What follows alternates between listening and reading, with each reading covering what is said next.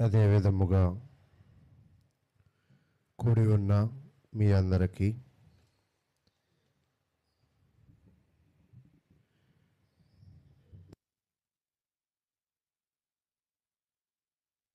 మన ప్రభువును రక్షకుడునైన యేసుక్రీస్తు నామమున అందరికీ వందనాలు తెలియజేస్తూ ఉన్నాం. చాలా సంతోషము. మనము ఈరోజు కూడా కలిసి మీతో దేవుని వాక్యమును ధ్యానించే గొప్ప అవకాశమును దేవుడు నాకు ఇవ్వడము అనేది. అయితే మనందరము కూడా ఈ నెలలో యోవేలు గ్రంథమును గురించిన అధ్యయనం అనేది చూస్తూ ఉన్నాం. అయితే యోవేలు గ్రంథములో 2 అధ్యాయాలను మనం ఏం చేశామంటే చదవడం అనేది అయిపోయింది. ఈ 2 అధ్యాయాలు మనం చదువుతూ ఉన్నప్పుడు మనకి అక్కడ ఏమి అర్థమయ్యింది అనేది ఒకవేళ పరిశీలన చేసినట్లయితే యోవేలు గ్రంథములో మొదటి అధ్యాయంలో ఏం తెలియజేయబడుతుంది అంటే, మొదటి అధ్యాయంలో దేవుడు వారు చేసిన తప్పులను బట్టి వారి దగ్గరికి ఒక ప్రవక్తను పంపించాడు. పంపించి వారిని శిక్షించే విధానమును అక్కడ తెలియజేశాడు. ఎలా శిక్షిస్తానని తెలియజేశాడంటే, మిడతలను పంపించి వారి యొక్క ఇశ్రాయేలు రాజ్యం అంతటినీ కూడా నాశనము చేసేవాడిగా ఉంటాను అని తెలియజేశాడు. కాబట్టి మొదటి అధ్యాయంలో మనం పరిశీలన చేసినప్పుడు తప్పు చేసిన వారిని దేవుడు శిక్షించే విధానంలో మిడతలను ఉపయోగించుకున్నాడు అని నేర్చుకున్నాం. 2వ అధ్యాయానికి వచ్చేపాటికి పాపము చేసిన వారికి వారి జీవితాల మీద వాళ్ళ కుటుంబాల మీద ఏమి కుమ్మరించాడు అంటే చీకటిని కుమ్మరించాడు అని తెలుసుకున్నాం.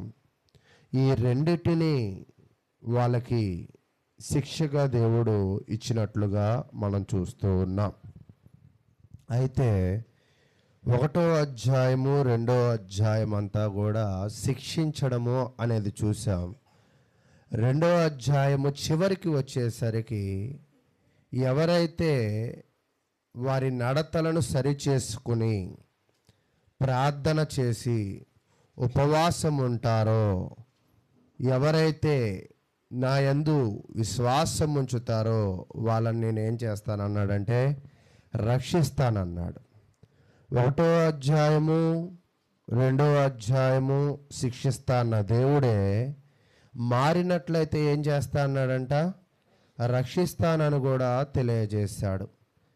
ఎందుకు ఈ విషయాలు మరలా వివరంగా చెప్తున్నాను అంటే, బైబిల్లో అనేకమైన మాటల ద్వారా దేవుడు మనలను మంచి వ్యక్తిగా తయారు చేయాలని అనుకుంటూ ఉన్నాడు. కానీ మనమేం చేస్తామంటే, ఈ బైబిల్ మన ఇంట్లో ఉంటుంది, లేదా ఈ బైబిల్ మన బ్యాగ్లో ఉంటుంది, లేదా ఈ బైబిల్ మన బీరువాలో ఉంటుంది, కానీ ఈ మాటలను చదివి దాని ప్రకారంగా జీవించాలన్న హృదయాలు చాలామందిలో కూడా ఉండవు. ఎప్పుడైనా ఒక విద్యార్థికి మంచి మార్కులు ఎప్పుడు వస్తాయంటే, పాఠము బాగా వినినప్పుడు, ఆ పాఠము మీద అనుదినము కూడా దానిని ప్రాక్టీస్ చేస్తున్నప్పుడు. అందుకే స్కూళ్ళల్లో కూడా ఏం చేస్తారంటే CW అంటే క్లాస్ వర్క్, HW అంటే హోంవర్క్. కేవలము క్లాస్ వర్క్ వింటే సరిపోదా అంటే సరిపోదు. అంటే మనకి ఏమి కూడా కావాలంట, హోంవర్క్. అంటే ఓన్లీ ప్రార్థనా మందిరంలో వచ్చి విని వెళ్ళిపోతే సరిపోతుందా? సరిపోదు. అలా విని వెళ్ళిపోయేది ఆ యొక్క విధానము నిన్ను రక్షించలేదు. అంటే నువ్వు ఇంట్లో కూడా ఏం చేయాలంట, హోంవర్క్ చేయాలి. అంటే దానిని చదవాలి. చదివిన దానిని నువ్వు ఏం చేయాలంటే అర్థం చేసుకోవాలి. ఎప్పుడైతే అర్థం చేసుకోగలవో అప్పుడు దానిని నువ్వు ఈజీగా పరీక్షల సమయంలో ఉపయోగించడానికి అవకాశం ఉంటుంది. ఎవరైతే కేవలము క్లాసులో వింటారో, ఎవరైతే హోంవర్క్ చేయలేరో, వాళ్ళు పరీక్షలలో సరిగ్గా పర్ఫార్మెన్స్ అనేది, సరిగ్గా ఫలితాలు అనేవి చూడలేరు. అంటే నేనేం చెప్పాలనుకుంటున్నానంటే, ఈరోజు విన్నాము, ఏదో వెళ్ళిపోయాము. ఒక్కోసారి చెప్తున్న ప్రసంగాలు కొంతమంది చాలా బాగా ఇష్టపడుతూ ఉంటారు, బాగా చెప్పారండి అని అనుకుంటారు. కొంతమందికి ఏమో అదే ప్రసంగం ఎలా ఉంటుందంటే తలపోటుగా ఉంటుంది. చూడండి, కొన్ని ప్రసంగాలు చేస్తున్నప్పుడు కొంతమంది బాగా నవ్వుతూ ఉంటారు, చేసే కొద్దీ నవ్వుతూ ఉంటారు. కొంతమంది ముఖాలు చూడండి అలా బిగించుకుని కూర్చుంటారు. ఒకే ప్రసంగం ఒకరికి ఏమిస్తుంది? నవ్విస్తుంది. ఇంకొకరికి ఏమిస్తుంది? బిగిస్తుంది. ఎందుకంటారు? సరే, మీరు ఎప్పుడు నవ్వుతారు చెప్పండి? జోకులు వేసినప్పుడు. మీరు ఎప్పుడు బిగించుకుంటారు చెప్పండి?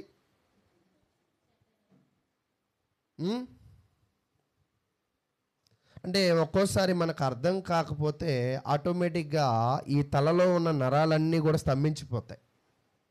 మీరు కూడా చూడండి, మీకు అర్థం కాని మ్యాథ్స్ క్లాస్లో మిమ్మల్ని కూర్చోపెట్టండి, అర్థమయ్యే టీచర్ చెప్పినా కూడా మీకు ఏమొచ్చింది? తలనొప్పి వచ్చింది. ఈరోజు ఒక్కోసారి సన్నిధానంలో కొంతమందికి వినాలన్న ఇంట్రెస్ట్ ఎందుకు పుట్టదంటే ఒక్కోసారి అర్థం కాదు. అర్థం కాకపోతే వినాలనిపించదు.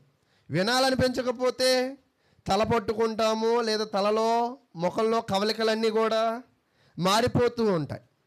అయితే ఇక్కడ నేను కూడా ఏం చెప్పాలనుకుంటున్నానంటే, యోవేలు అనే ఒక వ్యక్తి వచ్చాడు, చెప్పాడు. చెప్పిన మాటలు ఎవరికి అర్థమయ్యాయి? జనాలకు అర్థమయ్యాయి. అర్థమయ్యాయి కాబట్టి వాళ్ళు తల పట్టుకోలా, వాళ్ళ ముఖాలు మారలా, వాళ్ళ మనసులు మారాయి. ఆయన ఏం చెప్తున్నాడంటే, మీ యొక్క బట్టలు చించుకోవడం కాదు కానీ మీ హృదయాలను ఏం చేయాలంట? చించుకోండి. చించుకోండి అంటే చించండి. అంటే ఇప్పుడు నా దగ్గర ఒక బట్ట ఉంది, నాకు మీరు పెట్టారనుకున్నాం, దీన్ని నేను చించేసా అంటే ఇప్పుడు నా ఒంటి మీదకి ఇంకోటి ఏమొచ్చింది? కొత్తది వచ్చింది. ఇక్కడ హృదయాలను చించుకోవడము అంటే ఏమిటంటే, నీలో ఉన్న చెడును చించుకో. ఒకవేళ నువ్వు చెడును తీసివేసినట్లయితే దానిలో దేవుడు మరలా ఏం చేస్తాడంట? అందుకే ఇప్పుడు చూడండి, రవీస్ కాలం ఉంది కదా, వర్షాకాలం మంచిగా ఉంటుంది, ఎండాకాలం తర్వాత మరలా అంటే ఎప్పుడు కూడా ఈ యొక్క పాత నీరు వెళ్ళిపోతుందంటే మరలా ఆ నదిలోకి ఏమొచ్చిద్దని? కొత్త నీరు వచ్చిద్ది. అలాగే మనలో చెడు లక్షణాలు బయటికి వెళ్ళిపోతున్నాయి అంటే మన హృదయంలోకి ఏమొస్తాయని? మంచి వస్తాయి. ఒకవేళ చెడువే వెళ్ళకపోతే? నా మాటలు మీకు అర్థమవుతున్నాయా? ఎవరైనా పెద్దవాళ్ళు కింద కూర్చోలేని వాళ్ళు కుర్చీల్లో కూర్చుని పోండి. మరలా వాళ్ళతో వీళ్ళతో దయచేసి చెప్పించుకోవద్దు.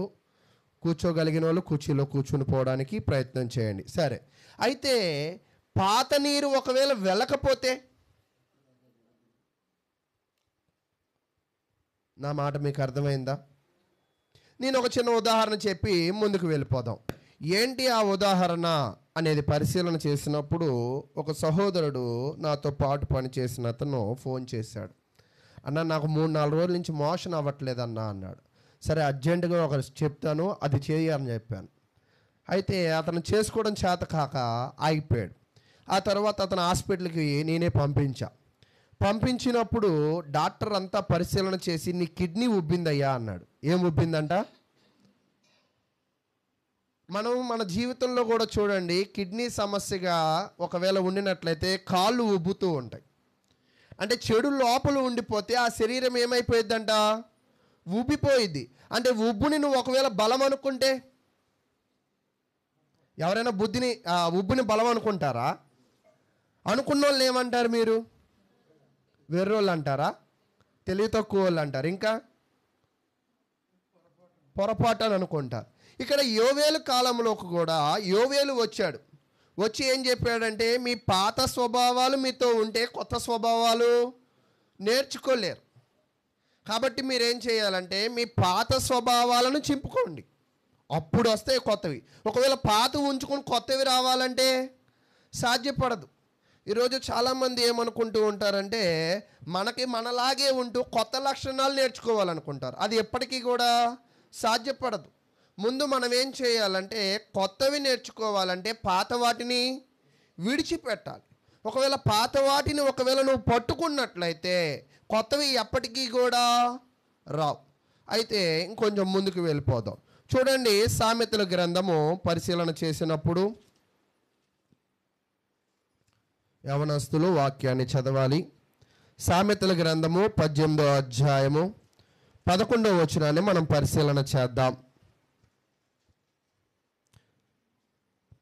సామెతలు 18వ అధ్యాయము 11వ వచనం.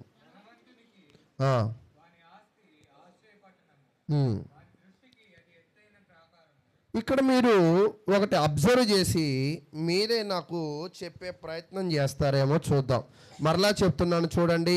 సామెతల గ్రంథము 18వ అధ్యాయము 11వ వచనాన్ని 544వ పేజీలో చూస్తున్నప్పుడు, ధనవంతునికి వాని ఆస్తి ఆశ్రయపట్నం.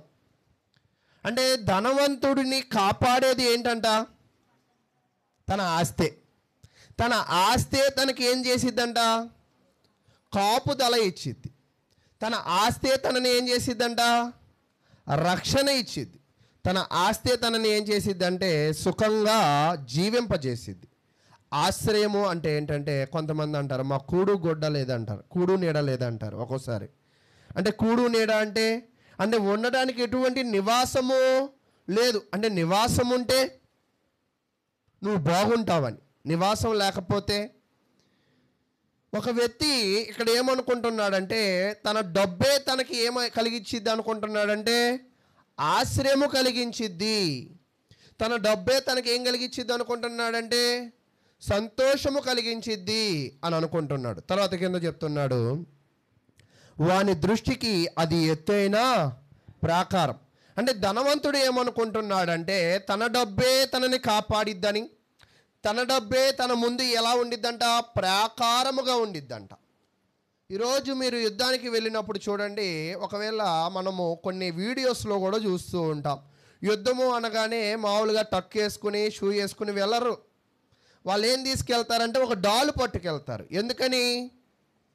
శత్రువులు ఎదుర్కొనే ఏదైనా బాణాలు వేస్తే ఎదుర్కోవడానికి ఆ డాలుని అడ్డు పెట్టుకుంటారు. ఈ డాలు ఎందుకు ఇప్పుడు చెప్పండి? తనని తాను కాపాడుకోవడానికి. ఇక్కడ ధనవంతుడు కూడా ఏమనుకుంటున్నాడంటే తన ధనమే తనని ఏం చేసిద్దని అనుకుంటున్నాడంట? కాపాడుద్ది అని అనుకుంటున్నాడు. తన ధనమే తనని ఏం చేసిద్దంటే ఆశ్రయము కలిగించిద్ది అని అనుకుంటూ ఉన్నాడు. అయితే ఒక వ్యక్తికి ప్రాకారమే కానీ ఆశ్రయమే కానీ అని అనుకుంటున్నాడు, ఇతను ధనము అనుకుంటున్నాడు. కానీ ఒక వ్యక్తికి ఆశ్రయమే కానీ ప్రాకారమే కానీ ఒకవేళ ఎవరు అంటే దేవుడే. ఒక వ్యక్తి తన జీవితంలో దేవునిని నమ్ముకున్నట్లయితే దేవుడే తనకి అన్ని విషయములలో ఆశ్రయముగా ఉంటాడు. ఆశ్రయముగా ఉండడము అంటే ఏమిటి అంటే తనకి క్షేమమును దయచేస్తాడు. తనకి ఎత్తైన ప్రాకారముగా ఉంటారు. ఎవరు? దేవుడే. క్షేమాన్ని దయచేసిన దేవుడు సమస్యలు తన దాకా రాకుండా ఆయనే ముందుండి మనలను నడిపిస్తాడు. అది ఎక్కడ మనం చూస్తామంటే చాలా క్లియర్గా యోబు దగ్గరికి సాతానుడు వెళ్ళి యోబును శోధించాలని అనుకుంటాడు. శోధించాలనుకున్నవాడు డైరెక్ట్గా ఎవరి దగ్గరికి వెళ్ళి శోధించాలి? యోబు దగ్గరికి వెళ్ళాలి. కానీ ఇతను ఎవరి దగ్గరికి వెళ్ళాడంట? దేవుడి దగ్గరికి వెళ్ళాడు. ఎందుకు అంటే దేవుడు యోబుకు ఏమై ఉన్నాడంటే ఆశ్రయమై ఉన్నాడు.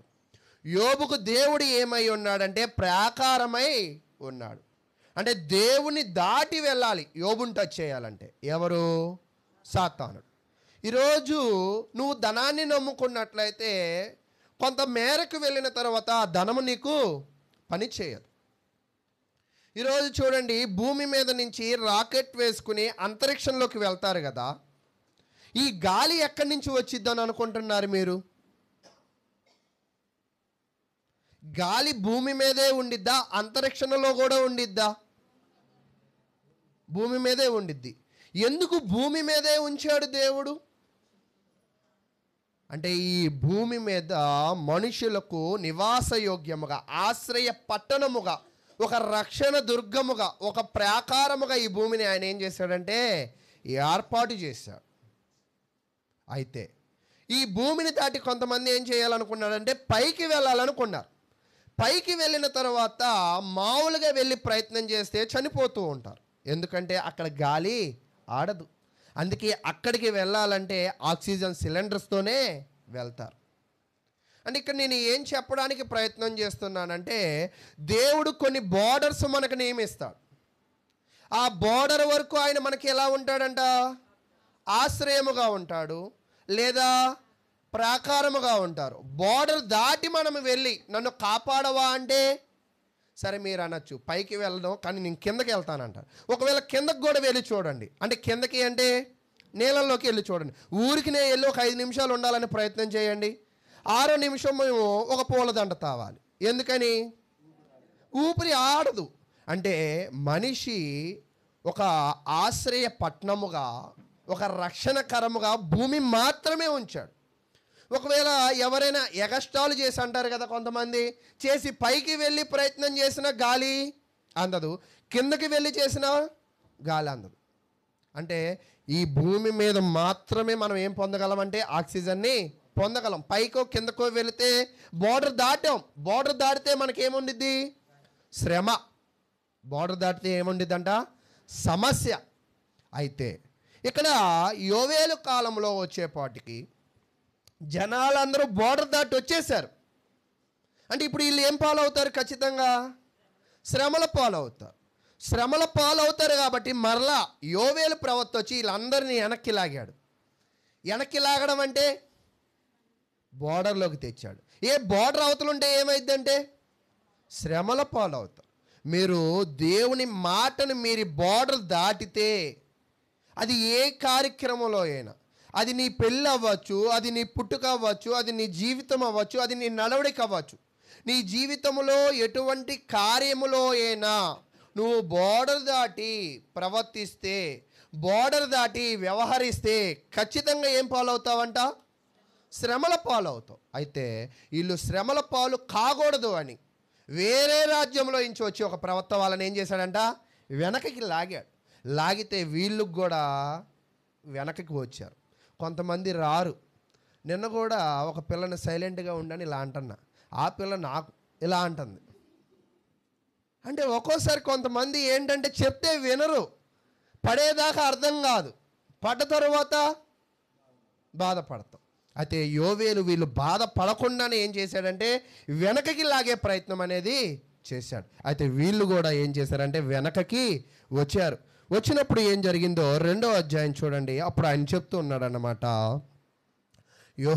2వ అధ్యాయము యోవేలు గ్రంథం 754వ నెంబర్ పేజీ. యోవేలు గ్రంథం 2వ అధ్యాయము 32 నేను చదువుతున్నాను. యెహోవా సెలవిచ్చినట్లు సియోను కొండ మీదను యెరూషలేములోను తప్పించుకొనిన వారు అందరూ శేషించిన వారిలో యెహోవా పిలుచువారు కనపడుతురు. ఆ దినమున యెహోవా నామమును బట్టి ఆయనకు ప్రార్థన చేయవారు అందరూ రక్షింపబడతారు. అంటే ఎవరు మాత్రమే రక్షింపబడ్డారంట? ఆయన నామమును బట్టి ప్రార్థన చేసిన వారు మాత్రమే. అంటే మిగతా వాళ్ళందరూ కూడా కొంచెం దూరంలో ఉన్నాడయ్యా, నువ్వు కాసేపు ఆగు వచ్చి చేస్తాడన్న వాళ్ళు కూడా, అంటే ఎవరికి మాత్రమే రక్షణ ఉన్నదంట ఇక్కడ? యెహోవా నామమున ప్రార్థన చేసిన వారికి. అంటే బోర్డర్ అవతల ఉన్న వాళ్ళందరూ కూడా ఏమైపోయినట్టే, ఇంకా వాళ్ళకి రక్షణ లేదు, వాళ్ళు శిక్షే. అంటే ఇప్పుడు ఈ ఇశ్రాయేలు జనాంగానికి దేవుడు ఎలా ఉన్నాడంటే ఒక ఆశ్రయ పట్టణముగా ఉన్నాడు, ఒక ప్రాకారము గల గోడగా ఉన్నాడు. అయితే ఈ ప్రాకారము కలిగిన గోడ, ఈ ఆశ్రయ పట్టణము ఏం చేసిద్ది అంటే నిరంతరము కూడా ఈ ప్రజలను ఎల్లవేళలా కూడా ఈ ప్రజలను కాపాడేదిగా ఉండిద్ది. ఈరోజు చాలామంది చాలా మంచి ప్రశ్నలు అడుగుతూ ఉంటారు. మేము ఎందుకు ప్రార్థనకి రావాలంట? నువ్వు ప్రార్థన ఎందుకు రావాలంటే నీ అయ్యగారికి భోజనం పెట్టడానికి, బియ్యం తాడానికి, నీ అయ్యగారి బట్టలు కొనుక్కోవడానికి, డబ్బులు వేయడానికి కాదు. నువ్వు ప్రార్థనకి ఎందుకు వస్తున్నావు అంటే నువ్వు రక్షింపబడడానికి వస్తున్నావు. దేవుడు కూడా సంఘము అనే ఒక బోర్డర్ వేశాడు. ఈ బోర్డర్లో ఎవరైతే వస్తూ ఉంటారో, ఈ బోర్డర్లో ఎవరైతే ఆయనను మొరపెడుతూ ఉంటారో, ఈ బోర్డర్లో ఎవరైతే ఆయన మాటల మీద శ్రద్ధ పెడుతూ ఉంటారో, లోకంలోకి వెళ్లకుండా సేవకుడు వాళ్ళని ఏం చేస్తాడంటే సంఘంలోకి లాగుతూ ఉంటాడు. ఆ లాగే ప్రయత్నంలోనే ఆయన ఏం పెడతాడంటే స్త్రీల కూడిక పెడతాడు. ఆ లాగే ప్రయత్నంలోనే ఏం చేస్తాడంటే కృతజ్ఞత కూడిక పెడతాడు. ఆ లాగే ప్రయత్నంలోనే ఏం చేస్తాడంటే గృహ దర్శనాలు చేస్తాడు. ఆ లాగే ప్రయత్నంలోనే ఏం చేస్తాడంటే ప్రార్థనా కూటములు సమస్తమును కూడా పెడుతూ ఉంటాడు. ఎవరైతే అర్థం చేసుకుని వెనకకి వస్తారో వాళ్ళందరూ కూడా ఏమైనట్టే. ఎవరైతే ఈ లాగే దానిని విడిచిపెట్టి ఈయన లాగుతూనే ఉంటాడు, ఆయన పని ఆయనదే, మన పని మనదే, మనం ఏం చేద్దాము, ఎన్ని ప్రార్థనలు పెట్టినా చలనము లేని వ్యక్తులలాగా మన పని మనం చేసుకుందాం అని అనుకున్న వాళ్ళు కూడా ఉంటూ ఉంటారు. అయితే అటువంటి వాళ్ళు ఏమవుతున్నారంటే రక్షణకు దూరం అవుతున్నారు, సమస్యలకు దగ్గర అవుతున్నారు, దేవునికి దూరం అవుతున్నారు, లోకానికి దగ్గర అవుతున్నారు. చూసారా? అయితే ఇప్పుడు ఈ ఇశ్రాయేలు ప్రజలు యోవేలు వెనకకి లాగాడు.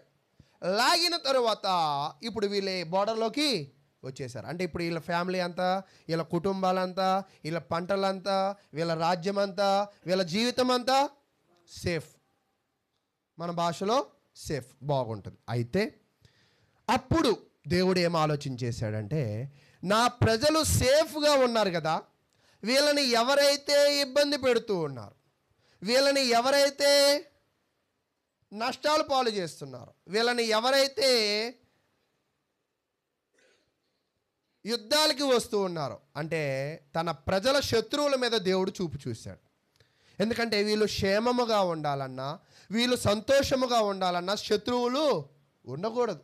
కాబట్టి దేవుడు ఏం చేశాడంటే ఇప్పుడు వెనకకి లాగేశాడు కదా, వీళ్ళని లాగేసి వీళ్ళని ఇప్పటిదాకా ఎవరైతే బాధ పెట్టారో, ఇప్పటిదాకా ఎవరైతే హింసించారో వాళ్ళ వైపు వెళ్ళింది దేవుడి దృష్టి.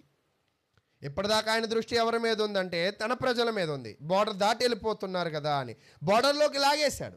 లాగేసిన తర్వాత ఇంక ఈ పనిని ఆపేసి ఇప్పుడు ఈయన ఇంకో పని పెట్టుకున్నాడు. ఏంటో తెలుసా ఆ పని?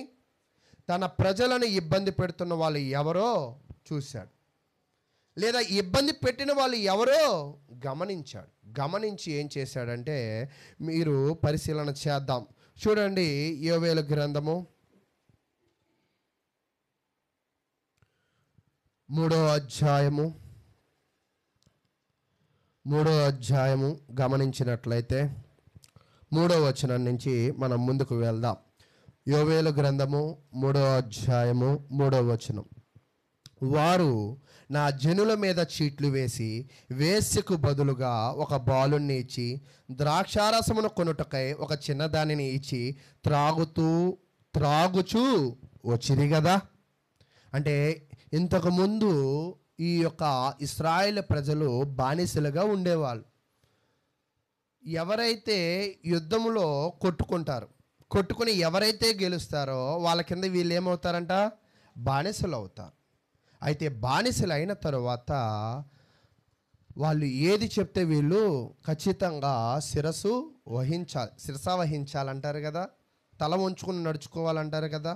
పెళ్లి చేసినప్పుడు కూడా కొంతమంది తెలివి కలిగిన తల్లిదండ్రులు చెప్తారు, నువ్వు అత్తామామ దగ్గర భార్య దగ్గర ఎలా ఉండాలంట. అదేంటి మీకు ఎప్పుడు చెప్పలేదు ఎవరు? మీరు ఎవరికి చెప్పలేదా? అమ్మ ఎన్నున్నా కూడా కొంచెం నువ్వే సర్దుకుని పో అమ్మా అని. అయితే బానిసల బ్రతుకులు అంటే ఏంటంటే, బానిస అంటే తల వంచుకుని వెళ్ళడమే బానిస బ్రతుకు. అయితే వీళ్ళని ఎవరు బానిసలుగా పట్టుకుపోయారు? కొంత సందర్భంలో చూసినట్లయితే ఫిలిస్తీన్లు బానిసలుగా పట్టుకుపోయారు. ఎవరిని? ఈ ఇశ్రాయేలు ప్రజలను. ఈ ఇశ్రాయేలు ప్రజలను ఫిలిస్తీన్లు బానిసలుగా పట్టుకుని వెళ్ళిపోయినప్పుడు ఏం జరిగిందంటే, ఫిలిస్తీన్లంట వేశ్యల దగ్గరికి వెళ్ళేవాళ్ళు. వేశ్యల దగ్గరికి వెళ్ళి డబ్బులు చెల్లించాలి కదా. డబ్బులు చెల్లించకుండా ఏం చేసేవాళ్ళంటే ఈ యోధా ప్రజలని, అంటే ఇశ్రాయేల్ ప్రజలని డబ్బులకు బదులు వీళ్ళనిచ్చేవాళ్ళంట. తర్వాత త్రాగడానికి వెళ్ళేవాళ్ళంట. త్రాగిన తర్వాత ఏం చెల్లించాలి? డబ్బులకు బదులుగా ఎవరిని ఇచ్చేవాళ్ళంటే బానిసలను ఇచ్చేవాళ్ళు. అంటే వీళ్ళు చీట్లు వేసుకునేవాళ్ళంట. చీట్లు వేసుకుని ఇబ్బంది పెట్టేవాళ్ళంట. అంటే ఇక్కడ ఏం జ్ఞాపకం చేసుకుంటున్నాడంటే, నా ప్రజలను బానిసలుగా తీసుకువెళ్ళి వేశ్యకు అమ్మేశాడు, మందు కొట్లోళ్ళకి అమ్మేశారు. అంటే నా ప్రజలను మీరు ఎన్నో ఇబ్బందులు పెట్టారు. అయితే ఇప్పుడు అవన్నీ ఎవరు జ్ఞాపకం చేసుకుంటున్నారంటే దేవుడు జ్ఞాపకం చేసుకుంటున్నాడు. జ్ఞాపకం చేసుకుని ఆయన ఏమంటున్నాడంటే 2వ వచనంలో చెప్తూ ఉన్నాడు, అన్ని జనుల అందరినీ సమకూర్చి యెహోషాపాతు లోయలోనికి తోడుకొని పోయి వారు ఆయా దేశములోనికి నా స్వాస్యమగు ఇశ్రాయేలులను చెదరగొట్టి నా దేశమును తాము పంచుకొనుటను బట్టి నా జనుల పక్షమున అక్కడ నేను అన్యజనులతో వ్యాజ్యమాడుదును అని చెప్తున్నాడు. తన ప్రజలను ఇంతకుముందు ఎవరైతే హింసించారో, తన ప్రజలను ఇంతకుముందు డబ్బులు కట్టాల్సిన వేశ్యలకు ఎవరైతే అమ్మేశారో, తన ప్రజలను మందు త్రాగినప్పుడు డబ్బులకు బదులుగా ఎవరినైతే ఇచ్చేశారో ఆ ప్రజల పక్షాన ఇప్పుడు నేనున్నా. ఇప్పుడు వాళ్ళు ఏమయ్యారంటే నా ప్రజలయ్యారు. వాళ్ళని రక్షించే బాధ్యత ఎవరిదంట? నాదే కదా. గతంలో మీరు నా ప్రజలను ఇబ్బంది పెట్టారు కదా, ఇప్పుడు నేను వాళ్ళని ఏం చేస్తానంటే రక్షిస్తాను అని ఇందాక చెప్పాడు కదా. ఎలా రక్షిస్తాడంటే ఈ శత్రువులందరినీ కూడా యెహోషాపాతు లోయలో హతము చేస్తాడంట. కొంతమంది అంటారు మా ఏరియాకు వచ్చి గొడవ పడరా అని. అలాగే దేవుడు కూడా ఏం చెప్తున్నాడంటే ఇప్పుడు వీళ్ళు తన ప్రజలను ఇబ్బంది పెట్టిన వాళ్ళందరికీ కూడా ఒక ప్లేస్ డిసైడ్ చేశాడు. ఆ ప్లేస్లో వీళ్ళందరికీ కూడా ఏం చెప్తాడంట? బుద్ధి చెప్తాడు. అయితే యెహోషాపాతు లోయ అనే లోయే లేదు. మరి ఎందుకు చెప్పాడంటే యెహోషాపాతు లోయ అంటే ఏంటంటే, యెహోషాపాతు అనే పేరుకు అర్థము దేవుడు తీర్పు తీరుస్తాడు. అంటే దేవుడు సింబాలిక్గా, పోలికగా ఏం చెప్తున్నాడంటే, నా ప్రజలను ఎవరైతే ఇబ్బంది పెట్టారో, నా ప్రజలను ఎవరైతే హింసించారో, ఇప్పుడు వాళ్ళకి ఒక్కొక్కరికి ఏమైందంటే వాళ్ళకి నేను తీర్పు తీర్చి వాళ్ళని శిక్షిస్తా. అంటే ఇక్కడ బాగా మనం అర్థం చేసుకోవాల్సిన ముఖ్యమైన విషయం ఏమిటి అంటే, చాలామంది ఏమనుకుంటారంటే పోలీస్ స్టేషన్లో ఎక్కువగా ఇలాంటివి జరుగుతుంటాయి. కొట్టుకున్న వాళ్ళు ఏదో కొట్టుకున్నారు కానీ రాజీ పడిపోండి అంటారు. రాజీ పడిపోవడం అంటే ఏంటి అర్థం? మొత్తం మర్చిపోయి ఇంకేం చేయాలంట? కలిసి ఉండండి అని చెప్తారు. కానీ ఇక్కడ దేవుని ప్రజలను ఎవరైనా ఎప్పుడైనా హింస పెడితే దానికి ఆయన ఏం చేస్తాడంటే వడ్డీ, చక్రవడ్డీ, కాలమని అని అంటూ ఉంటారు కదా. ఇవన్నీ కలిపి దేవుని ప్రజలను ఇబ్బంది పెట్టిన వాళ్ళని, ఎలా ఇబ్బంది పెట్టిన వాళ్ళని? మాటల ద్వారా ఇబ్బంది పెట్టిన వాళ్ళని, చేతల ద్వారా ఇబ్బంది పెట్టిన వాళ్ళని, ఏ రకంగా ప్రత్యక్షంగా లేదా పరోక్షంగా ఎవరైతే దేవుని ప్రజలను ఇబ్బంది పెడతారో, మరి నువ్వు మర్చిపోతావేమో. నిన్ను రక్షించే దేవుడు అంట ఏం చేయడంట? ఆయన మర్చిపోడంట. మర్చిపోకుండా చరిత్రలోకి వెళ్ళి పరిశీలన చేసే వాళ్ళని ఏం చేస్తాడంట? శిక్షించేవాడిగా ఉంటాడు. కాబట్టి ప్రియులారా, ఇక్కడ మనం అర్థం చేసుకోవాల్సిన ముఖ్యమైన పాఠం ఏమిటి అంటే, మన జీవితంలో మనం ఎవరితో అయినా కూడా పెట్టుకోవచ్చు, కానీ దేవునిని నమ్ముకుని యథార్థంగా జీవించే వాళ్ళ జోలికి వెళ్ళి వాళ్ళని గెల్లడం అనేది, వాళ్ళని గెచ్చడం అనేది, వాళ్ళని ప్రత్యక్షంగా పరోక్షంగా హింసించడం అనేది అది ఎంత పెద్ద పాపమో ఇక్కడ మనకైనా తెలియజేస్తుంది. పాపం కాదు, నువ్వు ఆ పాపం చేయి, ఆ పాపానికి పర్యవసానం ఆయన ఏం చేస్తాడంట? శిక్షిస్తాడు అని చెప్తూ ఉన్నాడు. అయితే ఇక్కడ ఈయనను ఇబ్బంది పెట్టేవాళ్ళు ఎవరెవరు అనేది మనం చూద్దాం. 4వ వచనం, తూరు పట్టణమా, సీదోను పట్టణమా, ఫిలిస్తియా ప్రాంతవాసులారా, మీతో నాకు పనేమి? ఇంకా మీతో నాకు పనేమి లేదు. ఎందుకని? మీరందరూ మీ బోర్డర్ దాటేశారు, హద్దులు మీరారు. హద్దులు మీరి నా ప్రజలను మీరేం చేశారంట? ఇబ్బంది పెట్టారు. మీరు పెట్టిన ఇబ్బందులకు నేను మిమ్మల్ని ఏం చేస్తానంటే శిక్షించడం అనేది మొదలు పెడతాను అని చెప్పాడు. అయితే అసలు ఈ తూరు పట్టణం అంటే ఏంటి, ఈ సీదోను పట్టణం అంటే ఏమిటి, ఈ ఫిలిస్తీన్ల పట్టణం అంటే ఏంటి అనేది మనం పరిశీలన చేయాలి. ఎందుకు వీళ్ళకి అంత అధికారం ఉన్నది, వీళ్ళు ఇశ్రాయేల్ ప్రజల మీద ఎందుకు చలామణి చేయగలుగుతున్నారు? మొన్న మేము కూడా ఈ సంవత్సరం అంతా కూడా ఫారినర్స్తో పనిచేసాం. పని చేయడం కాదు కానీ వాళ్ళు మీటింగ్ పెడితే ఆ మీటింగ్కి వెళ్ళాం. అలా మీటింగ్కి వెళ్ళాం కదా అని మాకు ఫారినర్స్కి ఎటువంటి సంబంధాలు లేవు. ఆయన ఏదో వాక్యం చెప్పాడు, ఆ వాక్యం విన్నాము, వచ్చేస్తే ఒక ఆయన వచ్చాడు, తెల్ల షర్టు తెల్ల ప్యాంట్ వేసుకున్నాడు, నల్ల కళ్ళజోడు ఒకటి పెట్టాడు, తెగ హడావుడి చేస్తున్నాడు. హడావుడి చేస్తున్నప్పుడు నేను ఒకళ్ళని పిలిచా, ఎవరైనా అన్న. ఆయనకి రైట్ హ్యాండ్లే. ఎవరంటే ఆయనకి రైట్ హ్యాండ్. అంటే రైట్ హ్యాండ్ అంటే ఆ మాత్రం హడావుడి చేయాలి. అంటే ఒక వ్యక్తి హడావుడి చేస్తున్నాడంటే ఏదో చూసుకునే హడావుడి చేస్తాడు. మామూలు వ్యక్తి హడావుడి చేస్తాడా? ఈరోజు నేను ఒక ప్రశ్న అడుగుతా, మీరు అందరూ ఇప్పుడు తల ఊపినట్టుగా ఇప్పుడు కూడా ఊపాలి. ఏంటి అంటే, మన చర్చిలో కాబట్టి మీరు ఇంత స్వతంత్రంగా ఉంటారు. అంటే మీరు ఇక్కడ బాప్తిసం తీసుకున్నారు, ఇక్కడ స్థానికులు ఎప్పటి నుంచో ఉన్నారు కదా. ఇదే వ్యక్తి వేరే ఊరు వెళ్ళి కొత్త చర్చిలోకి వెళ్ళాలి. ఇప్పుడు మీ హృదయాలు ఎలా ఉంటాయి? ఇలాగే ప్రశాంతంగా నవ్వుతూ కాలు మీద కాలు వేసుకుని కూర్చోగలమా? బిక్కుమంటూ ఎక్కడో ఒక మూల. మళ్ళా మన చర్చిలో అయితే ఎక్కడ ఎత్తుకుతాం సీటు?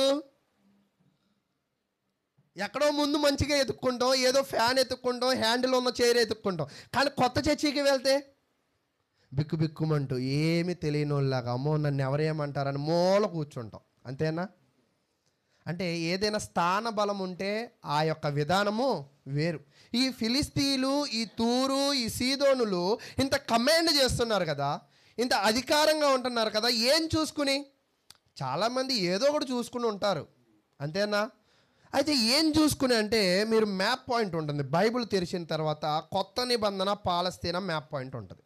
ఆ మ్యాప్ పాయింట్లో ఇలా ఒక దారి ఉంటుంది. దానిని ఏమంటారంటే ఊరు అంటారు. ఈ ఊరి యువతల సముద్రం ఉంటుంది. దానిని ఏమంటారంటే మధ్యధర సముద్రం అంటారు.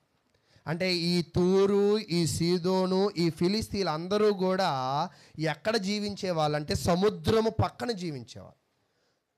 సముద్రం పక్కన జీవిస్తే గర్వం ఉండిద్దా? అంటే మనం కూడా రవిస్ కాలువ పక్కన జీవిస్తున్నాం కదా, మనకు కూడా ఉండిద్దా అంటే నీళ్ళ పక్కన జీవిస్తే గర్వం కాదు. కానీ ఇక్కడ సముద్రం పక్కన ఉంటున్నారు అంటే ఏంటంటే, సముద్రంలో ఏం చేస్తారంటే ఎక్స్పోర్ట్ బిజినెస్లు చేస్తారు. ఎక్స్పోర్ట్ బిజినెస్లు చేస్తారు కాబట్టి వీళ్ళ దగ్గర బాగా ఏముండిద్ది? డబ్బు ఉండిద్ది. డబ్బు ఆటోమేటిక్గా మనిషికి ఏం తీసుకొచ్చేసిద్దంట? గర్వాన్ని తీసుకొచ్చేది. ఈ గర్వం ఏం చేసిద్దంట? పాపాన్ని చేయించింది. మనిషి ఎప్పుడైతే గర్వపడతాడో, దేని బట్టైనా, అందం బట్టి గర్వపడు, ధనాన్ని బట్టి గర్వపడు, అధికారాన్ని బట్టి గర్వపడు, నువ్వు దేనిని బట్టి గర్వపడ్డా కూడా ఆ గర్వము చివరికి ఏం చూపించిద్దంట? పాపమును చూపించింది. ఆ పాపము చివరికి ఎవరిని చూపించిద్దంట? నాశనమును చూపించిద్ది. అయితే ఇప్పుడు వీళ్ళు గర్వపడడానికి, ఇశ్రాయేలు ప్రజల మీద పెత్తనము చేయడానికి గల ఉద్దేశం ఏమిటంటే, ఆ మధ్యధర సముద్రంలో వీళ్ళు ఏం చేస్తున్నారంట? ఒక బిజినెస్ చేస్తున్నారు. ఈ బిజినెస్లో బాగా ఏమొచ్చింది? బాగా డబ్బు వస్తూ ఉంటుంది. డబ్బు వస్తే మాట వింటారా? ఎవరు వినరు. డబ్బు వస్తే బాగా మాటేనో, అందం ఉన్న మాటేనో, అసలు మనోళ్ళు పక్కన ఉంటే మనం కూడా మాటేనో. అది ఒక్కోసారి ఎలా ఉంటుంది అంటే, బలం ఉంటే ఎదుటోడు ఎవడైనా కూడా మనకు అవసరం లేదు. అయితే దీనిని బట్టి వీళ్ళు బాగా గర్విస్తూ ఉన్నారు. ఈ గర్వాన్ని బట్టి, ఈ బలాన్ని బట్టి, ఈ బలగాన్ని బట్టి వీళ్ళు ఇశ్రాయేలులను ఏం చేసుకున్నారంటే బానిసలుగా చేసుకున్నారు. అయితే బానిసలుగా చేసుకున్న తర్వాత అప్పుడు దేవుడు చెప్తున్నాడు అన్నమాట. చూడండి, యెజ్కేలు గ్రంథము. తూరు, సీదోను, ఫిలిస్తీన్ల పట్టణస్థులారా, మీరు సముద్రంలో జీవిస్తున్నామని, సముద్ర ప్రాంతంలో వ్యాపారాలు చేస్తున్నారని గర్వపడుతున్నారు కదా. అయితే ఆయన చెప్తూ ఉన్నాడు, చూడండి 25వ అధ్యాయము 708వ పేజీ, పాత నిబంధన 708వ పేజీ, 25వ అధ్యాయము 15వ వచనం నుంచి చదువుకుందాం. మరియు ప్రభువగు యెహోవా ఈ మాట సెలవిచ్చుచున్నాడు, ఫిలిస్తీన్లు పగ తీర్చుకొనుచు నాశనము చేయుచు మానని క్రోధము గలవారై తిరస్కారము చేయుచు పగ తీర్చుకొనుచున్నారు గనుక. ఫిలిస్తీన్లు ఎలాంటి వాళ్ళంట? క్రోధము కలిగేవాళ్ళు. వాళ్ళు ఎలాంటి వాళ్ళంట? మనసులో పగ పెట్టుకునేవాళ్ళు. ఆ పగ తీర్చుకునేదాకా వాళ్ళు నిద్రపోని వాళ్ళు. ఫిలిస్తీన్ల గుణగణాలు ఇవి. కాబట్టి వీళ్ళు ఇలాంటి వాళ్ళు. కాబట్టి 16వ వచనం చెప్తున్నాడు, ప్రభువైన యెహోవా సెలవిచ్చినది ఏమనగా, ఫిలిస్తీన్ల మీద నేను చేయ చాపి కెరేతీలను నిర్మూలము చేసేదను, సముద్ర తీరమున నివసించు శేషమును నశింపజేసేదను, క్రోధముతో వారిని శిక్షించి వారి మీద నా పగ పూర్తిగా తీర్చుకుందును. నేను వారి మీద నా పగ తీర్చుకొనగా నేను యెహోవానై ఉన్నానని వారు తెలుసుకుందరు. ఇక్కడ మీరు చూడండి, ఫిలిస్తీన్లో ఏముందంట? కోపం ఉంది. దేవుడు కూడా ఏం పడతా అంటున్నాడంట? కోపడతాడు. ఫిలిస్తీన్లు కూడా ఇతరుల మీద ఏం పడుతున్నారంట? పగ తీర్చుకుంటున్నారు. ఇప్పుడు దేవుడు కూడా వీళ్ళ మీద ఏం తీసుకుంటున్నాడంట? పగ తీసుకుంటున్నాడు. అంటే ఇక్కడ మీకు బాగా అర్థమైందా? నువ్వు కోపడు, దేవుడు కూడా ఏం పడతాడు? నువ్వు సమాధానంగా ఉండు, దేవుడు కూడా సమాధానం. నువ్వు ఇతరులకి మంచి చేయి, దేవుడు కూడా మంచి చేస్తాడు. అంటే ఇక్కడ అందుకే యేసుక్రీస్తు ప్రభు వారి కాలంలో ఎక్కువ ఉపమానాలు పొలాలు విత్తనాలు గురించి చెప్తాడు. ఏమి విత్తుతావో అదే కోస్తావు. ఈరోజు ఒకని నాశనం చేయాలని మాట్లాడావు కదా, నీ నాశనానికి ఇంకో చోట బీజము పడింది.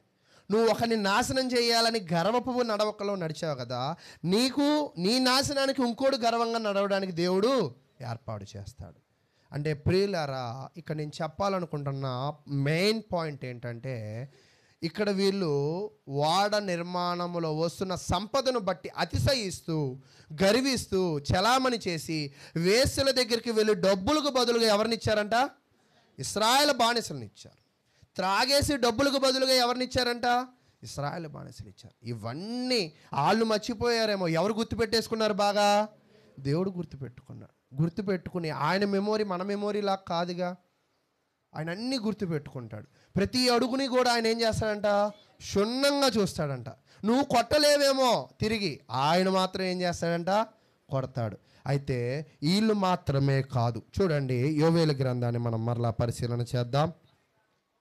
యోవేలు గ్రంథం 754 పేజీలో మీరు అక్కడ పరిశీలన చేసినట్లయితే, యోదోము వాళ్ళు కూడా ఇశ్రాయేలు ప్రజలను ఏం చేశారంటే ఇబ్బంది పెట్టారు. 19వ వచనం చూడండి, 3వ అధ్యాయము 19వ వచనం. ఐగుప్తీయులను యోదోములను యోదావారి మీద బలత్కారం చేసి, అక్కడ ఎన్ని ప్రాంతాలు చెప్పాడు? తూరు, సీదోను, ఫిలిస్తీయా. ఇక్కడ ఎన్ని ప్రాంతాలు చెప్పాడు? ఐగుప్తీయులు, ఏదోమీలు. ఈ 5 ప్రాంతాలను మనం పరిశీలన చేసినట్లయితే వాళ్ళని ఎలా మారుస్తా అన్నాడంటే చూడండి, బలత్కారము చేసి తమ తమ దేశంలో నిర్దోషులుగా వారికి ప్రాణహాని కలగజేసిరి గనుక ఐగుప్తు దేశము పాడగును, యోదోము దేశము నిర్జనమై ఎడారిగా ఉండను. నువ్వు అవతల వాడిని నాశనం, నా ప్రజలను నాశనం చేయడానికి మీరు వచ్చారు కదా, మీ కాళ్ళు కదిలాయి, మీ చేతులు ఊగాయి, మీ మనసులు ఊగిసలాడాయి, నీ నోరు మెదిపావు కదా, నిన్ను ఎడారిగా మారుస్తాడంట. ఇంతకు కూడా దేవుడు పోలికలు ఎప్పుడు కూడా చూడండి, పచ్చని వాటిని ఎడారిగా ఇంతక యోదోనుని ఏం చేస్తాడు? మొదటి అధ్యాయంలో ఎడారిగా మారుస్తాను. అలాగే ఐగుప్తు, యోదోము, ఫిలిస్తీన్లు, సీదోను, తూరు ఇవన్నీ బాగా డబ్బున్న ప్రాంతాలు. కానీ వీళ్ళు ఎవరిని కదపకూడదో వాళ్ళని కదిపారు. ఎవరిని కదిపారు? దేవుని ప్రజలను కదిపారు.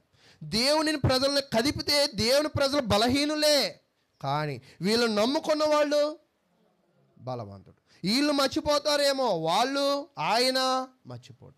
అంటే ఈరోజు మన జీవితాల్లో పాడైపోవడానికి ఇంకొక కారణం ఏమిటంటే, మనకు అనవసరమైన వాటిలో దూరి, అనవసరమైన మాటలు మాట్లాడి, అనవసరమైన పనులు చేసి, అనవసరమైన శని అంటారు కదా మన భాషలో, నీ నెత్తి మీద బూడిద ఎవరు చల్లుకున్నారంట? మనమే. అదే కీర్తన గ్రంథం అంటాడు, అవతలోడి నెత్తి మీద చేయాలనుకున్నావు కదా, నీ నెత్తి మీదకే దాన్ని నేను తీసుకొస్తాను అని చెప్తున్నా. ఇక్కడ మీరు గమనించండి, బూడిద నల్లగా ఉండిద్ది కదా, దీనిని మీద వేసుకో, నువ్వు ఎలా కనపడతావు? ఇప్పుడు వేడిగా ఉన్న పొయ్యి మీద చెయ్యెట్టి చూడు, ఇప్పుడు నీ చెయ్యి కూడా ఎలా ఉండిద్ది? ఎర్రగా ఉండిద్ది. ఒక రకంగా తోలు వేసేటప్పుడు ఎర్రగానే ఉండిద్ది, అంతేనా? తర్వాత ఐస్లో డీప్లో నీ చేయి పెట్టి చూడు, నీది చాలా వేడి చెయ్యి, నీకు చాలా వేడి ఎక్కువ, కానీ ఐస్లో డీప్లో పెట్టి చూడు, ఇప్పుడు నీ చెయ్యి ఎలా ఉండిద్ది? చల్లగా ఉండి. అంటే చల్ల దాని మీద పడితే చల్లగా మారిపోతున్నావు, వేడి దాని మీద పడితే వేడిగా మారిపోతున్నావు, బూడిద మీద పడితే బూడిదిగా మారిపోతున్నావు. అలాగే అసూయతో బ్రతుకు, అసూయ జీవితం ఇస్తాడు.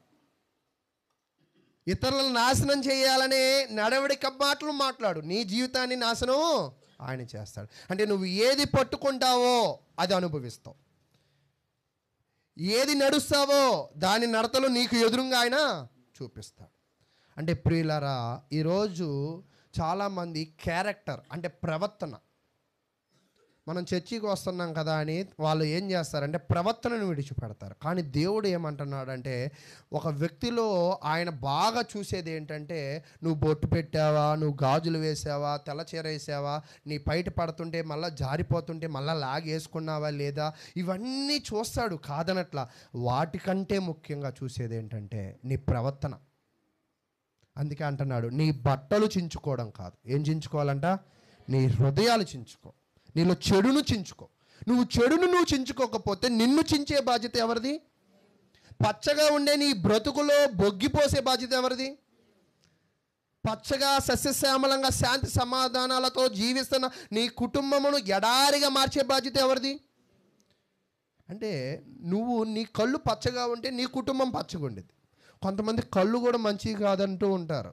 అంటే ఆటో వెనక రాస్తూ ఉంటాడు, చూస్తే చూడు కానీ ఏడవబాక. అంటే ఏంటంటే అవతలోడు ఉద్యోగానికి వెళ్తే వాళ్ళకి ఎంత జీతం వీళ్ళకి కావాలి, వీళ్ళకి ఎందుకు? వాళ్ళ బ్యాంకులో డబ్బులు, వాళ్ళ కష్టం, వాళ్ళ నష్టం ఏదైనా వాళ్ళు పడతారు. ఎప్పుడైనా జీతం అడిగిన వాళ్ళు ఎన్నడైనా కూడా అప్పుల్లో ఉంటే ఎంత అప్పు సిస్టరు, నా దగ్గర ఈ 10,000 ఉన్నాయి తీసుకో అంటారా? పోనీ అప్పుల్లో ఎవ్వరు వచ్చి అడిగే దిక్కు మొక్కు లేదు. అదే వాళ్ళకి ఏదైనా వస్తే ఎంత అయింది ఇల్లు కట్టడానికి, ఎంత అయింది, నీ జీతం ఎంత, అసలు ఎలా వస్తున్నాయి మీకు, నీ లెక్కలు నువ్వు చూసుకోవాలి. అవతల లెక్కలు కూడా వీళ్ళు చూస్తారు. ఏంటి అవసరం అంటే దీనినే ఏమంటుందంటే బైబిలు, తూరు, సీదోను, ఫిలిస్తీల, ఐగుప్తీల, ఏదోము పట్టణాలకు ఎటువంటి దురద ఉందో అదే దురద ఉందని చెప్తున్నాడు బైబిల్. అయితే ఆ దురద, ఆ ఆశ, ఆ మాట, ఆ నడవడిక నీకేం చేసేదంట? చివరికి నాశనం చేసేది. కాబట్టి ప్రియులారా, ఈరోజు మన జీవితంలో మనం నేర్చుకోవాల్సిన ముఖ్యమైన పాఠం ఏంటంటే ప్రవర్తన, ప్రవర్తన, ప్రవర్తనే. ప్రవర్తన లేకుండా దేవునికి ఇష్టడై ఉండటం అసాధ్యము. అందుకే మొన్న శుక్రవారం కూడా మీకు చెప్పాను నేను, ఆయన ఏం కోరుకుంటున్నాడంటే బలి, పొట్టేళ్ళు, కోడి రెక్కలు, డెక్కలు కోరుకోవట్లా. ఆయనకు ప్రీతికరమైనది ఏమిటి అంటే నువ్వు కృతజ్ఞత భావము కలిగి ఆయనను స్తుతించుట ఆయన కోరుకుంటున్నాడు. ఈరోజు నిజముగా మనం ఎలా ఉంటున్నాం అయితే అని పరిశీలన చేయాలి. అయితే దేవుడికి వీళ్ళ మీద ఎందుకు ఇంత కోపం వచ్చిందంటే మొదటిగా తన ప్రజలను టచ్ చేశారు, తన ప్రజలను ఇబ్బంది పెట్టారు. రెండవది చూడండి 5వ వచనం, నా వెండిని నా బంగారమును మీరు పట్టుకుని పోతిరి, నాకు ప్రియమైన మంచి వస్తువులను పట్టుకుని పోయి మీ గుళ్ళల్లో ఉంచుకుంటిరి. అయితే ఇక్కడ మీరు దీనిని ప్రతి పదాన్ని బట్టి చరిత్రలోకి వెళ్ళి ఒక వచనం చూపించవచ్చు. ఇక్కడ దేవుడు ఏమంటున్నాడంటే ఫిలిస్తీన్లారా, సీదోను, తూరులారా, మీరేం చేశారంటే నా వెండిని పట్టుకుపోయారు, నా బంగారాన్ని. అంటే దేవుడికి కూడా భూమి మీద వెండి ఉందా? దేవుడికి కూడా భూమి మీద బంగారం ఉందా? అంటే అక్కడ ఏం చెప్తున్నాడంటే నా అంటున్నాడంటే తన ప్రజలు, నా ప్రజల ఆస్తిని పట్టుకుపోయారు, మీరు నా ప్రజలను హింస పెట్టారు ఎప్పటిదాకా. రెండోది ఏం చేశారంటే నా ప్రజల ఆస్తిని పట్టుకుపోయారు, మీరు నా ప్రజల ఆస్తిని పట్టుకుపోయారు. కాబట్టి మిమ్మల్ని నేనేం చేస్తానంటే పట్టుకుపోవడమే కాదు కానీ వీళ్ళు ఏం చేశారో తెలుసా? వీళ్ళను చూడండి, అక్కడ చెప్తూ ఉన్నాడు, యోధా వారిని యెరూషలేము, 6వ వచనం, యోధా వారిని యెరూషలేము పట్టణపు వారిని తమ సరిహద్దులకు దూరముగా నివసింపజేయుటకు మీరు వారిని గ్రేకీలనే మీ బైబిల్లో కూడా ఉంది, గ్రేకీలకు అమ్మివేసితిరి. అంటే ఈ ఫిలిస్తీన్లు ఇక్కడ బాగా గమనించండి, ఈ ఫిలిస్తీన్లు, ఈ తూరు, ఈ సూదోను ముందేం చేశారంట? డబ్బులకు బదులుగా వేసి దగ్గరికి వెళ్ళి ఎవరిని ఇచ్చారు? ఈ బానిసలుగా ఇచ్చారు. తర్వాత తాగడానికి డబ్బులు ఇవ్వాల్సిన బదులుగా ఎవరిని ఇచ్చారు? వీళ్ళనిచ్చారు. అయితే వీళ్ళు తన ఇశ్రాయేలును అసహించుకుంటూ వాళ్ళ కళ్ళ ముందు ఉండకూడదు, వాళ్ళ పక్కన ఉండకూడదని వీళ్ళని ఏం చేశారంటే తీసుకుని పోయి యోసేపుని అన్నదమ్ములు ఏం చేశారు? అమ్మేసినట్లుగా. ఇక్కడ ఈ ఇశ్రాయేల్ ప్రజలను ఈ ఫిలిస్తీన్లు, ఈ తూరు, సీదోనులు కూడా ఏం చేశారంట? అమ్మేశారంట. ఎవరికి అమ్మేశారంట? గ్రేకీలు. ఈ గ్రేకీలు ఎవరు అసలు? గ్రేకీలనే గ్రీకులు అంటారు. ఏమంటారంట? గ్రీకులు. ఈ గ్రీకులు ఎవరి సంతానమో చెప్పగలరా ఇక్కడ ఎవరైనా? ఈ గ్రీకులు నోవాహు సంతానం. నోవాహుకు ఎంతమంది పిల్లలు? ఎవరెవరు? షేము, హాము, యాపేతు. యాపేతు సంతానం వీళ్ళు. ఈ గ్రీకులు ఎవరి సంతానం అంట? యాపేతు సంతానం. మీరు ఇళ్ళకెళ్ళి చదివినట్లయితే ఆదికాండము 10వ అధ్యాయం 2-4 వచనాలలో ఈ యాపేతుకు పుట్టిన వాళ్ళు ఈ గ్రీకులు అని చెప్తారు. అంటే ఈ ఇశ్రాయేలీలకి ఈ గ్రీకులకి ఏముంది? అన్నదమ్ముల కనెక్షనే. కానీ వీళ్ళు వాళ్ళని అమ్మారు, వీళ్ళు వీళ్ళని కొనుక్కున్నారు. అసలు మా వాళ్ళని టచ్ చేయడం మొదటి తప్పు, వాళ్ళని బానిసలుగా చేసుకోవడం రెండో తప్పు, బానిసలుగా అమ్మేయడము మూడో తప్పు. ఇన్ని తప్పులు చూసి చూసి చూసి ఈయన ఏమంటున్నాడంటే 7వ వచనంలో దేవుడు చెప్తున్నాడు అనమాట, ఇదిగో మీరు చేసిన దానిని మీ నెత్తి మీద రాజేయదును. ఇంత మీకు చెప్పే కదా, బొగ్గి పూసుకున్నట్లుగా వీళ్ళని పట్టుకోవడమే వీళ్ళ పాపం. ఎప్పుడైతే నీతిమంతుల మీద నీ మాట జారిద్దో, నీతిమంతుల మీద నీ క్రియలు చెడుగా వెళతాయో, నీతిమంతుల మీదకి నువ్వు దుష్ప్రవర్తనతో ఉంటావో, నీతిమంతులకు ఏ రకంగా ప్రత్యక్షంగా పరోక్షంగా నష్టము చేయాలని చూస్తావో, నీ నెత్తి మీద నువ్వేం చేసినట్టంట? నష్టాన్ని తెచ్చుకున్నట్టు. అయితే అక్కడ చెప్తున్నాడు, మీరు వారిని అమ్మి పంపివేసిన ఆయా స్థలములలో నుండి నేను వారిని రప్పింతును, మీ కుమారులను మీ కుమార్తెలను యోధా వారికి అమ్మివేతును, వారు దూరముగా నివసించు జనులై షెబాయులకు వారిని అమ్మివేతురు. అయితే మీరు నా ప్రజలను అమ్మేశారు కదా, వాళ్ళు బానిసలుగా వెళ్ళిపోయారు, వాళ్ళని మరలా నేనేం చేస్తానంట? తీసుకొచ్చి ఇప్పుడు మిమ్మల్ని అమ్ముతారు. వీళ్ళు ఎవరు? ఇశ్రాయేల్ ప్రజలు. ఎవరికి అమ్ముతారంట? షేబా వాళ్ళకు అమ్ముతారు. అంటే షేబా వాళ్ళు ఉన్నోళ్ళంటే వాళ్ళు ఉన్నోళ్ళే. అందుకే షేబా దేశపు రాణి వస్తూ ఏం తీసుకొచ్చిందంట? బంగారము, బోలము. వస్తూ ఏం తెస్తారు? మీరు ప్రార్థనకు వస్తే ఏం తెస్తారు? ఒక్కోసారి కొంతమంది బరువు కాబట్టి పాటల పుస్తకం తీసేస్తారు, బైబిల్ తెస్తారు. ఇంకొంచెం ఇది కూడా బరువు కాబట్టి ఫోన్ ఉంది కదా, ఇది అవసరమా మనకి అని ఫోన్తో వస్తారు. కొంతమంది బద్ధకంతో వచ్చి తెచ్చినా కూడా మనకి తెచ్చిన దానికి మనకి సంబంధమే లేదు అని ఉంటూ ఉంటారు. అంతేనా? అయితే ఈ షేబా దేశపు రాణి ఆస్తిపరురాలు కాబట్టి వస్తూ తన ఆధిక్యతను తెచ్చింది. ఈరోజు బైబులు, పాటల పుస్తకము, నోట్స్ తావడం అంటే ఏంటంటే దేవునిని గణపరచడంలో కూడా ఇది ఒక ప్రక్రియ. అంటే దేవుడు అన్నిటిని క్షుణ్ణంగా చూస్తాడని చెప్తున్నాం కదా, దీనిని కూడా చూస్తాడు. ఓకే, నా భక్తులు అందుకే చెప్తూ ఉంటాడు అపోస్తుల కార్యంలో, భక్తులు ఏం చేశారంటే లేఖనములు అలాగ ఉన్నవో లేవో ఆ బెరియా సంఘస్థులు పరిశీలన చేశారంట. పరిశీలన అంటే ఈరోజు పరిశీలన చేయని వాళ్ళు భక్తులు కాదు, కీర్తనలు పాడలేని వాళ్ళు భక్తులు కాదు, అసలు ఈ బైబిల్, ఈ పాటల పుస్తకం మోయలేని వాళ్ళు అసలు భక్తులే.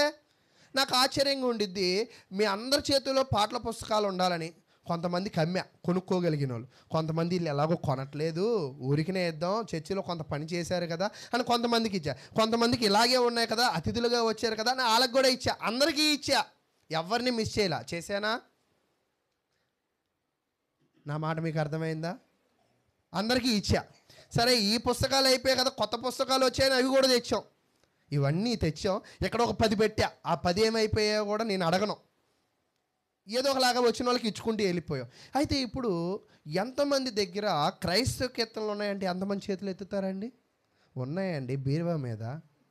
మరలా కొంతమంది తెలివిగా నాకే ఎత్తారు ఇంటికి వెళ్ళాక. మొన్న ఒక ఆమె బైబిల్ పంపించింది, నేనేం వాళ్ళని అడగల. ఆ బైబిల్లో చూస్తే మట్టి కొట్టుకుపోయి, అంటే వాళ్ళ ఇంట్లో బరువు పడేయాలి, చెత్త కుప్పలో పడేయలేరుగా వాళ్ళు. ఆ పడేయమని ఎవరికి ఇచ్చారు? నాకు ఇచ్చారు. మళ్ళీ ఇచ్చేయని చెప్పారు, నేను అడిగానని చెప్పారంట. అంటే బద్ధకస్తులు ఒక్కోసారి ఎక్కడ కనపడతారంటే మన చుట్టూనే ఉంటారు. కానీ నీ బద్ధకం నీకేం తెచ్చిద్దంట? నాశనం తెచ్చిద్ది. కాబట్టి ప్రియులారా, నేనేం చెప్పాలనుకుంటున్నానంటే చెడు, బద్ధకం, నిర్లక్ష్యం, నీలో ఉన్న బ్యాడ్ క్వాలిటీస్ అన్నీ కూడా తిరిగి మరలా ఎవరితో మాట్లాడతాయి? నీతోనే మాట్లాడుతా, ఈయన ఎక్కడో చూశానే అని అనుకుంటాం. మేము కూడా ఒక్కోసారి మా అబ్బాయి కోపం వస్తే గోడకి వెళ్ళి గుద్దుకుంటున్నాడు.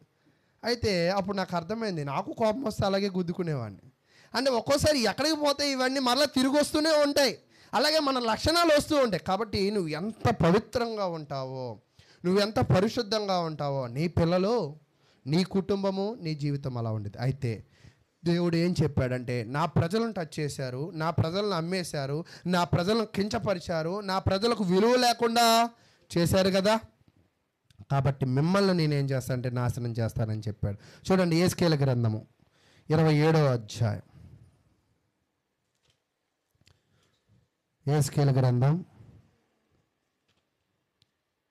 27వ అధ్యాయం తీసినట్లయితే 27వ అధ్యాయంలో 17వ వచనాన్ని చదువుతున్నాను చూడండి.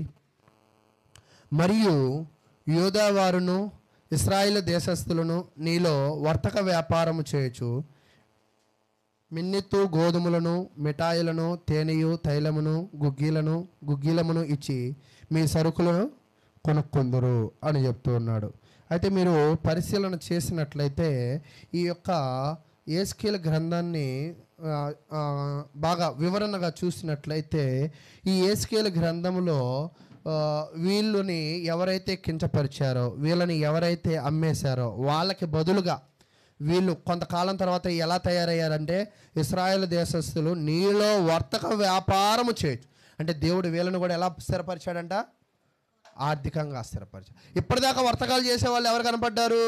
తూరు, సీదోను, ఐగుప్తు, ఫిలిస్తీన్లు, యోదోములు గొప్పోళ్ళు. దేనిని బట్టి గొప్పతనం అన్నారు? డబ్బును బట్టి. ఆ డబ్బును దేవుడు ఎవరికి కలగ చేశాడంట?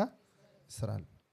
అసలు మీరు చూడండి, 1వ అధ్యాయానికి 2వ అధ్యాయానికి ఎంత వ్యత్యాసమో.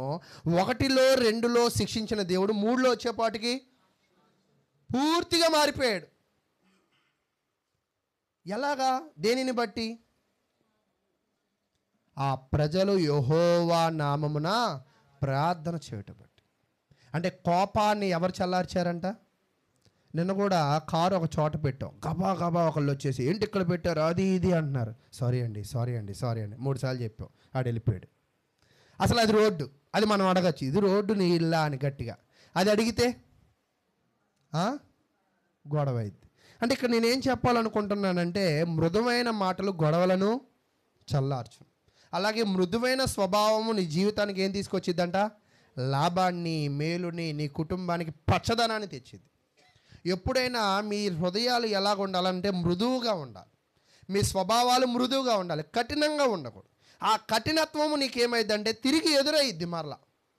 కాబట్టి ఈరోజు మనం నేర్చుకోవాల్సిన విషయాలు ఏమిటి అంటే, అయితే అప్పుడు తూరు సీదోనులకు చెప్తూ ఉన్నాడు అన్నమాట, మీరు ఓడలను చూసి రెచ్చిపోయారు కదా, డబ్బులు చూసి రెచ్చిపోయారు కదా, వాటిని నేనేం చేస్తానంటే అదే యేస్కేలు గ్రంథం 27వ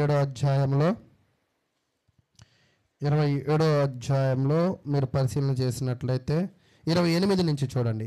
నీ ఓడ నాయకులు వేసిన కేకల వలన నీ ఉపగ్రామములు కంపించును, కొలలు పట్టుకున్న వారందరూ నావికులను ఓడ నాయకులను తమ ఓడల మీద నుండి దిగి తీరమున నిలిచి నిన్ను గూర్చి మహాశోకమెత్తి ప్రలాపించుచు తమ తలల మీద బుగ్గిపోసుకొనుచు బూడిదలో పొర్లుచు.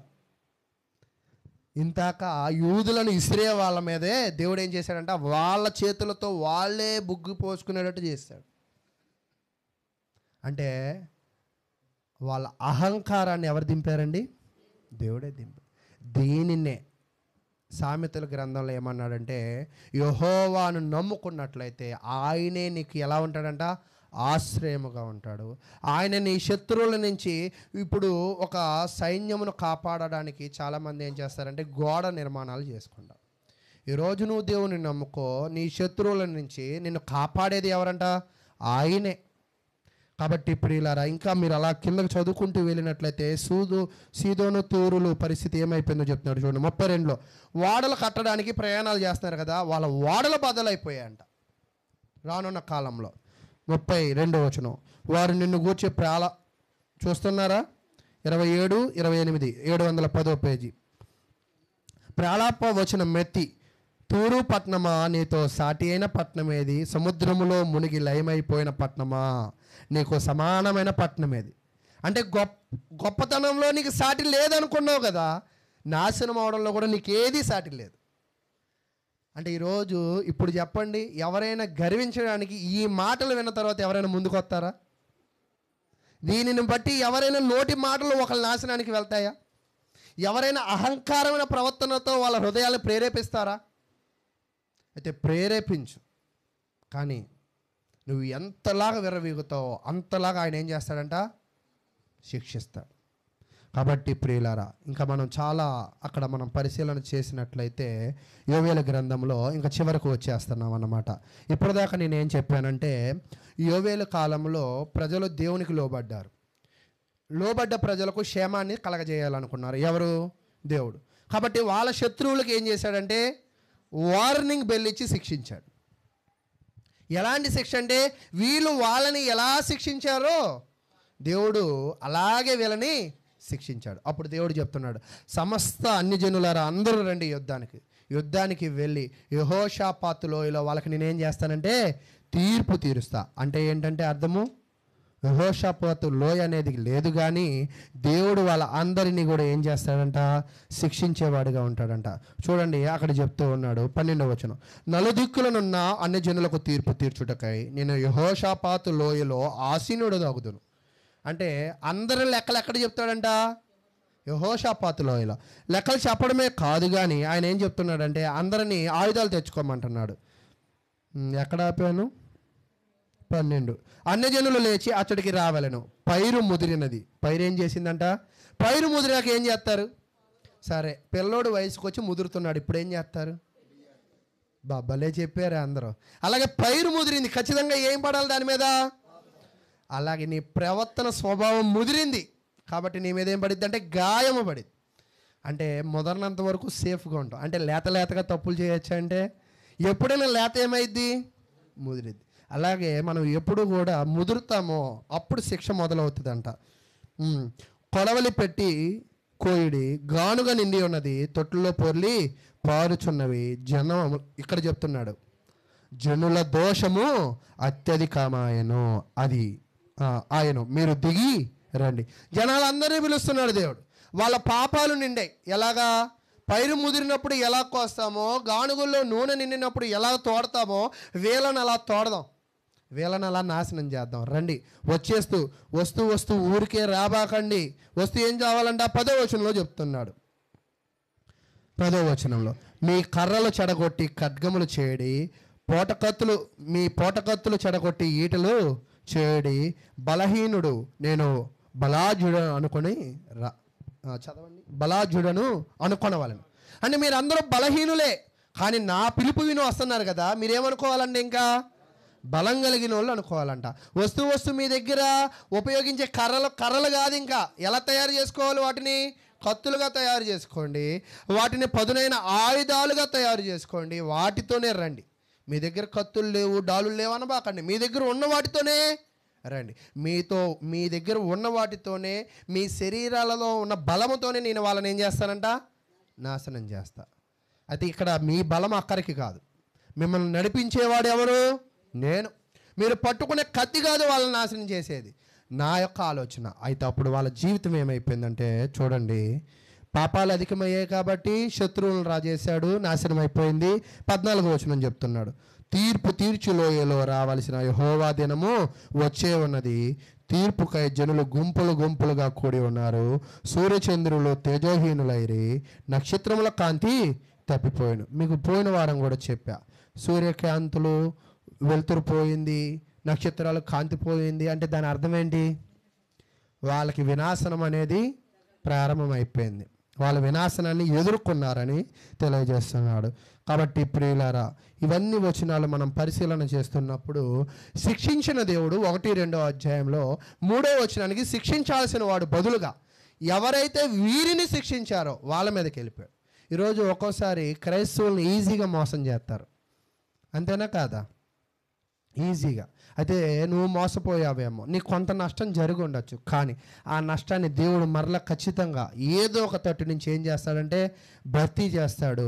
నిన్ను నష్టపరిచిన వాడిని ఏం చేస్తాడంటే నిర్జనమైన ఎడారిగా వాడి జీవితాన్ని ఉంచుతాడు. చివరి వచనాన్ని చదివి ఇంకా నేను ఈ యొక్క వాక్యాన్ని ముగిస్తాను. 20-21 వచనాన్ని. ఇలాగున నేను ఇంతకు ముందు ప్రతీకారము చేయని ప్రాణదోషమునకై ప్రతీకారము చేయుదును. అయితే యోధా దేశంలో నివాసులు నిత్యముందురు, తరతరములకు యెహోవా నివాసముగా నును, యెహోవా సియోనులో నివాసిగా వసించును. ఏ ప్రజల జీవితాలనైతే మిడతల ద్వారా నాశనం చేయాలనుకున్నాడో, ఏ ప్రజల జీవితాన్ని చీకటి ద్వారా నాశనం చేయాలనుకున్నాడు, ఆ ప్రజలను ఏం చేశాడంటే చివరికి స్థిరపరిచాడు, రక్షించి స్థిరపరిచాడు. అంటే దేవుడు ఇక్కడ మనకేం నేర్పిస్తున్నాడంటే ఈ చిన్న ప్రవక్తల గ్రంథంలో, ఇక్కడ మీరు ఏ ప్రవక్తల గ్రంథమైనా చూడండి, కంక్లూజన్ వచ్చేపాటికి చివరికి సేఫ్. ఎవరైతే మారతారో వాళ్ళ జీవితాలన్నీ కూడా సేఫ్. అలాగే 2024లో కూడా మీరు ఇంకెవరైనా బాప్తిసం పొందిన వాళ్ళు ఉంటే, మీ జీవితాలను రక్షించుకోవాలనుకుంటే, మీ జీవితాలను సురక్షితంగా ఉంచుకోవాలనుకుంటే, మీరు దేవునిని ఆశ్రయ పట్టణముగా చేసుకోవాలనుకుంటే, మీ జీవితాలను ప్రాకారము గల గోడ దేవుడే నిలబెట్టాలనుకుంటే, నువ్వు ఆయన్ని ఏం చేయాలంట?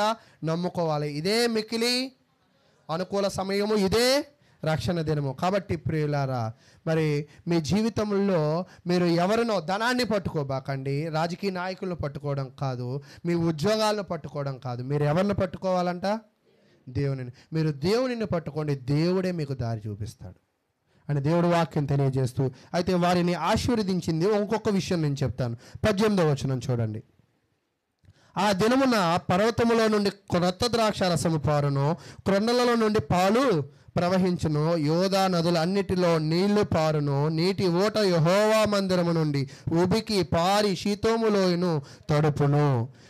అసలు మీరు దీనిని ఒకవేళ ఫీల్ అయి చూస్తే, ఫీల్ అయి చూడడం అంటే సీరియల్ సినిమాలు చూడడం వేరే, ఫీల్ అయి చూడండి. ఒక్కోసారి సెంటిమెంట్ మీలో పండిద్ది, అక్కడ కాదు. కోపం మీలో రగిలిద్ది, అక్కడ కాదు. అలాగే ఇందాక 1-2లో ఏం చెప్పాడంటే ప్రతి మొక్కను నాశనం చేశాడు, తినడానికి తిండి లేకుండా చేశాడు, స్థితిగతులు లేకుండా చేశాడు. ఇక్కడ ఏంటంట?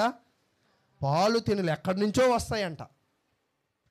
అంటే ఈరోజు నేనేం చెప్తానంటే, దేవుడు ఆశీర్వదించాలనుకుంటే ఏ దిక్కు నుంచైనా వచ్చి ఆశీర్వదిస్తాడు. ఇందాక మీరు నిన్న స్త్రీల కూడికలో వినుంటాడు, ఎస్సేరు ద్వారా రక్షణ పొందారు ఆ ప్రజలందరూ కూడా.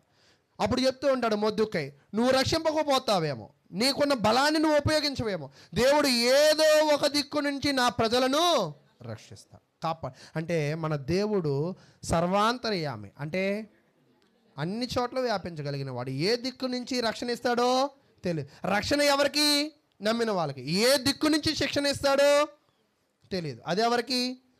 మాట నమ్మని వాళ్ళకి. కాబట్టి ప్రియులారా, మీరు యోవేలు గ్రంథం నుంచి నమ్మేవారిగా ఉంటారా, నమ్మని వారిగా ఉంటారా? అది మీ చిత్తం. నమ్మేవారిగా ఉండినట్లయితే మీ జీవితాల్లో దేవునికి లోబడాలి, మీ జీవితాల్లో ప్రతి ఆదివారం ఆరాధనలో పాల్గొనాలి, మీ జీవితంలో మీ హృదయాల్లో ఉన్న చెడుతనాన్ని మీరు ఏం చేయాలంట? విడిచిపెట్టాలి. ఒకవేళ మీలో చెడు ఉండినట్లయితే, ఒక పాత్రలో ఒక మురికి నీళ్ళు నింపినట్లయితే, అదే పాత్రలో విలువైన ద్రాక్షరసాన్ని నింపగలమా? నింపలేం. కాబట్టి మీ హృదయాలు ఎలా ఉన్నాయో చూడండి. 2024లో మీ హృదయాలు చెడుగా ఉంటాయి. అయితే నేను పవిత్రుడని చెప్పను, ఎవరి హృదయంలో అయినా ఖచ్చితంగా ఏముంటాయంట?